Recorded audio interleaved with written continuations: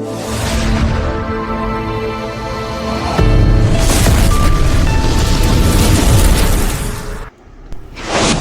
पत्थर।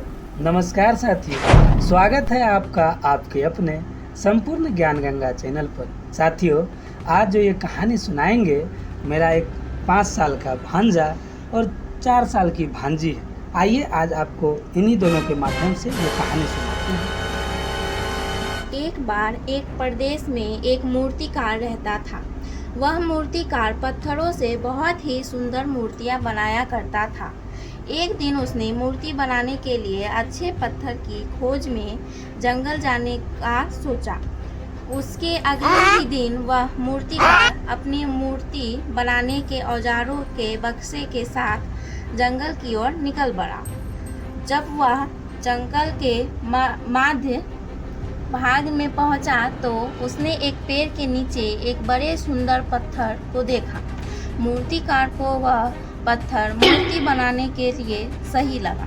उसने बाद मूर्तिकार ने अपने औजारों को बक्से से निकाल लिया और उसने उस पत्थरों के ऊपर औजारों से ठोक कर मूर्ति बनाना शुरू किया।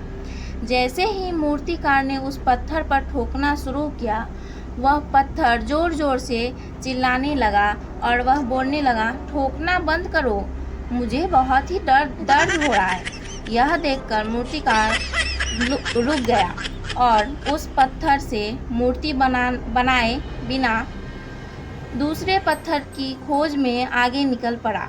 कुछ दूर जाने के बाद मूर्तिकार ने दोबारा एक सुंदर पत्थर को देखा। पत्थर को देखने के बाद दोबारा मूर्तिकार ने अपने औजारों को बक्सा खोला, औजार निकाले और उस पत्थर पर भी ठोक कर मूर्ति बनाना शुरू किया। जैसे ही उस मूर्तिकार ने मूर्ति बनाना शुरू किया, उस पत्थरों को भी दर्द हुआ, परंतु उसने उस दर्द को सह लिया और वह मूर्तिकार एक सुंदर भगवान की मूर्ति बनाने में सफल हुआ। मूर्ति बनाते बनाते रात हो चुकी थी, इसलिए मूर्तिकार पास में एक गांव में रात गुजारने के लिए चले गया। जब सुबह हुआ तो उसने देखा कि वहाँ एक सुंदर सा देवी माँ का मंदिर बनाया गया है और मंदिर के बाहर बहुत सारे लोग बातचीत कर रहे हैं। तभी वह मूर्तिकार उस गांव में एक व्यक्ति से पूछता है, क्यों भाई, मंदिर के बाहर इतना भीड़ क्यों है? वह उस व्यक्ति ने उत्तर दिया कि मंदिर तो बन चुका है, परंतु मूर्ति कहाँ से लाया जाए, उसके बारे में यहाँ चर्चा चल रहा है।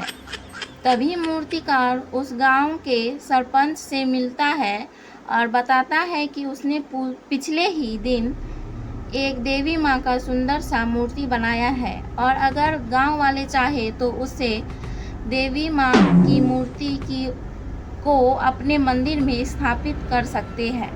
सरपंच और गांव वाले मूर्तिकार की बात से बहुत ही खुश हुए और उन्होंने जंगल से मूर्ति को लाकर अपने गांव के मंदिर में स्थापित किया।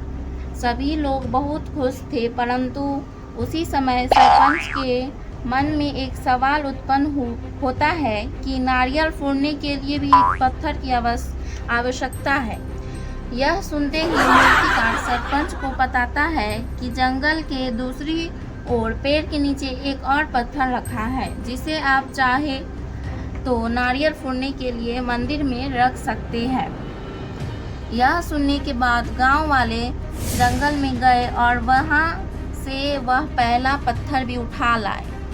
उसी दिन से उस मंदिर में मूर्तिकार द्वारा बनाए गए देवी माँ मूर्ति की पूजा होने लगी और दूसरी ओर उस पहले पत्थर पर सभी लोग पूजा के लिए लाए हुए नारियल को फोड़ने लगे। उस पत्थर को अब हर दिन नारियल फोड़ने के दर्द को सहना पड़ता था। उस पत्थर ने देवी माँ की मूर्ति को दुखी होकर कहा, तुम्हारी किस्मत कितनी अच्छी है कि लोग तुम्हें पूजा कर रहे हैं और मेरे ऊपर सभी लोग नारियल फोड़ रहे हैं। तभी देवी माँ वाले पत्थर की मूर्ति ने जवाब दिया, मैं भी तुम्हारे जैसे एक पत्थर ही थी, लेकिन मैंने मूर्तिकार के द्वारा मूर्ति बनाने समय सभी दुख कष्ट को सहन कर लिया और आज मैं इस जगह पर हूँ। उस पहले वाले पत्थर को अपनी गलती का एहसास हुआ, पर अब बहुत देर हो चुकी थी। जीवन में सफलता पाने के लिए हमें कठोर परिश्रम की ज़रूरत होती है। बिना दुख कष्ट के कभी भी सफलता प्राप्त नहीं होती। याद रहे, अगर आपके सफलता के रास्ते में मुश्किलें हैं तो आप सही रास्ते में हैं।